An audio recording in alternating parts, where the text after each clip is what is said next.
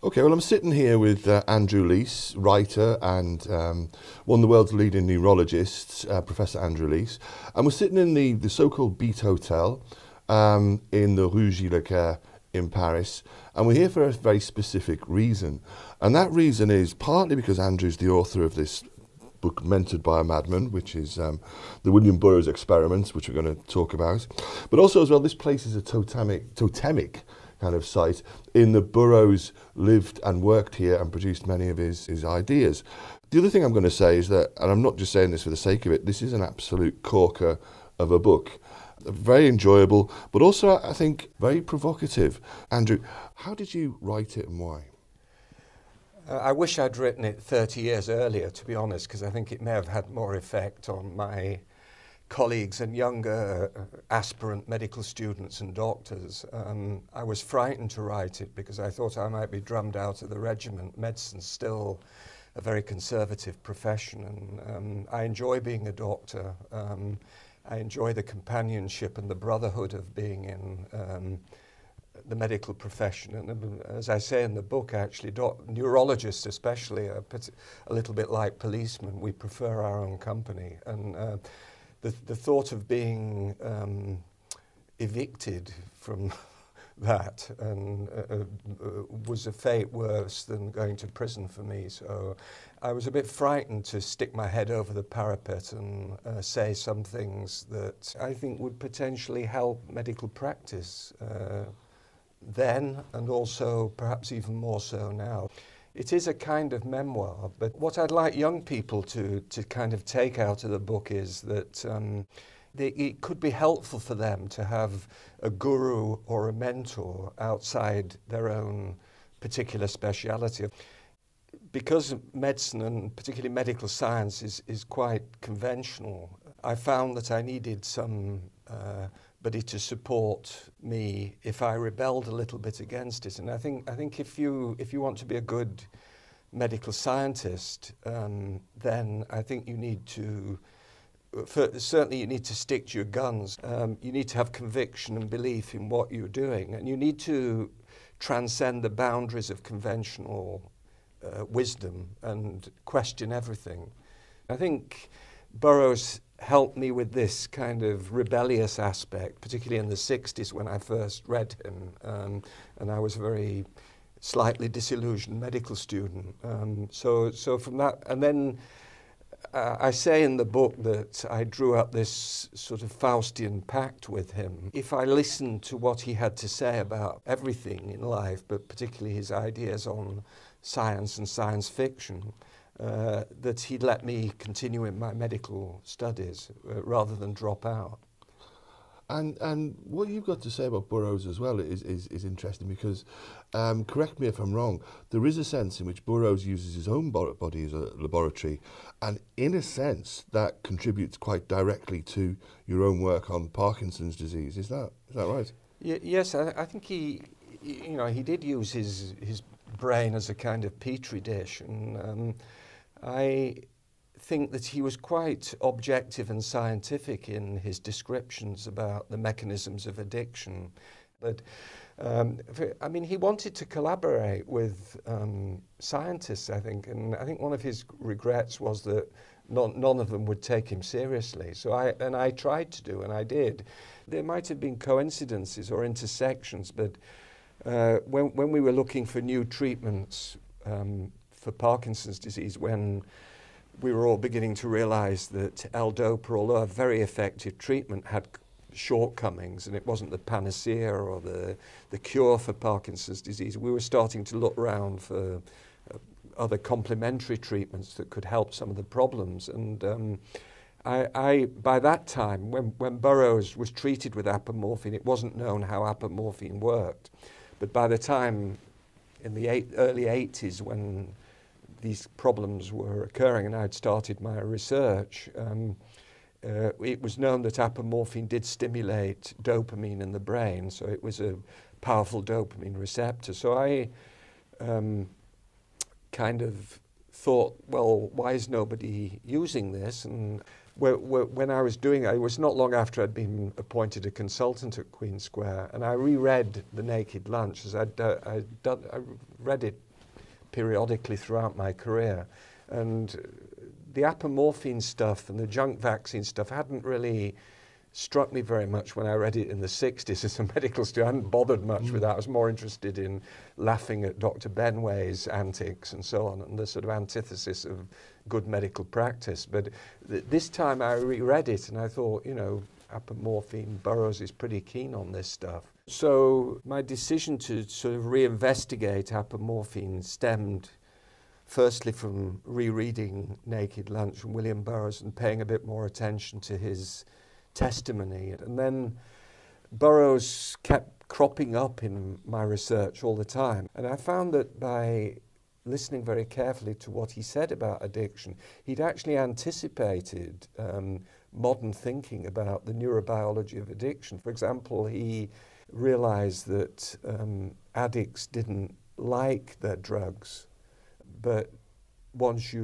your brain has been hooked, even if you've been off the drug for 10 years, you just have one retake of it and you're hooked again. So but once the brain has had this repeated use, it makes a permanent change in and he talked a lot about sensitization and tolerance, which at the time he was talking about them were not concepts which were known about in psychiatric literature at that time. You use the words coincidences and intersections, and I'm not sure whether it's a coincidence or not that we're actually here in Paris, where as a young medical student, you came to study at La Salpêtrière.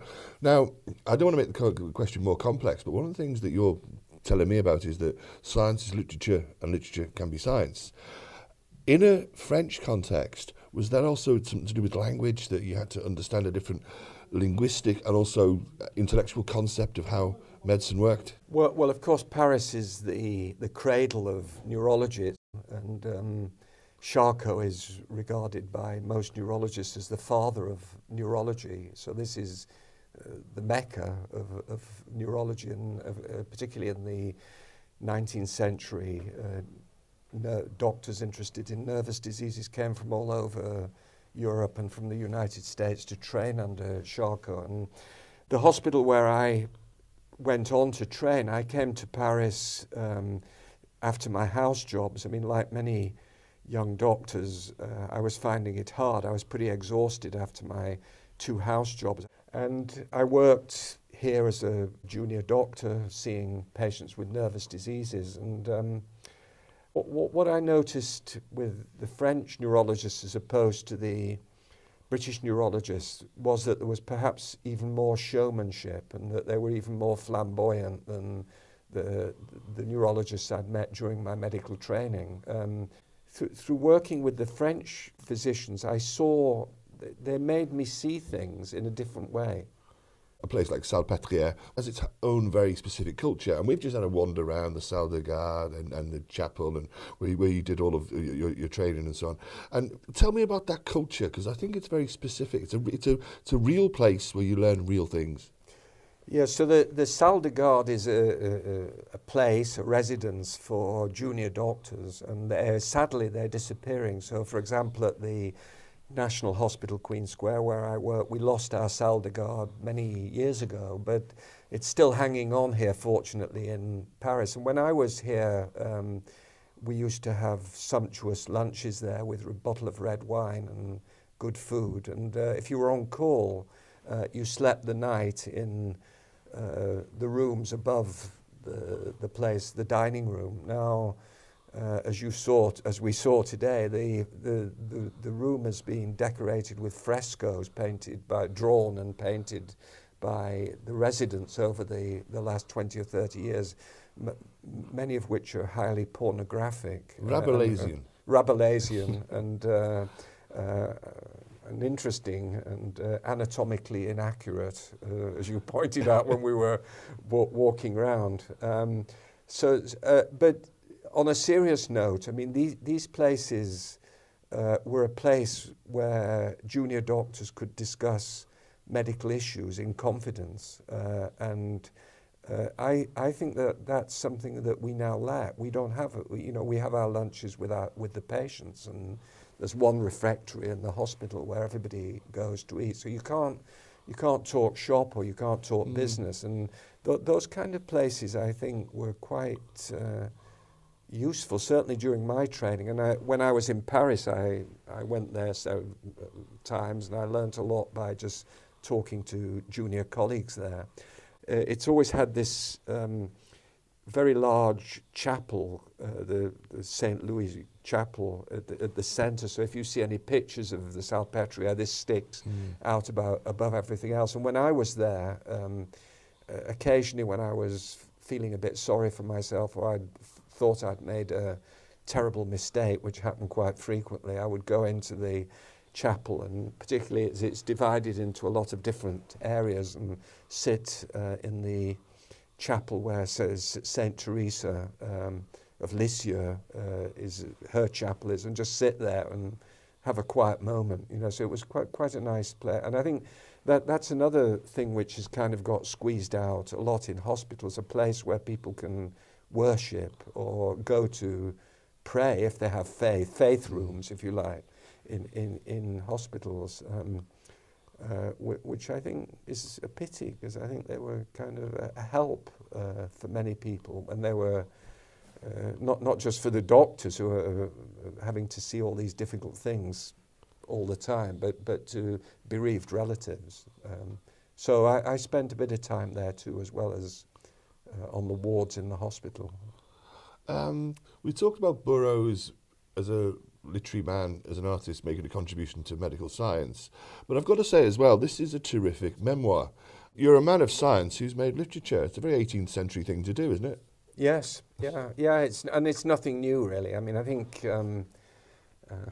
many people have talked about trying to bring art and science closer together, and many doctors are frustrated writers because and they don't want to write about medicine always. They want to write about other things.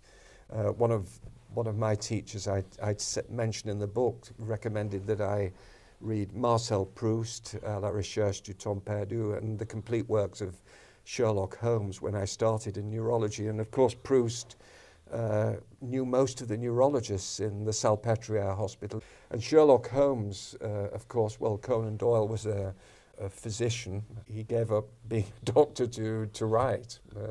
So there is this link. So yeah. It's not as separate as we think. Burroughs wanted to study medicine. Yeah. André Breton, great surrealist, had started his career as a medical student. Yes. I sort of see, I didn't realise this until I'd finished the book, but there's a sort of inverse relationship between my career and Burroughs. I mean, Burroughs started off actually wanting to be a doctor and enrolled to do medicine at the University of Vienna, but dropped out after a few months and took up writing and self-experimenting and so on.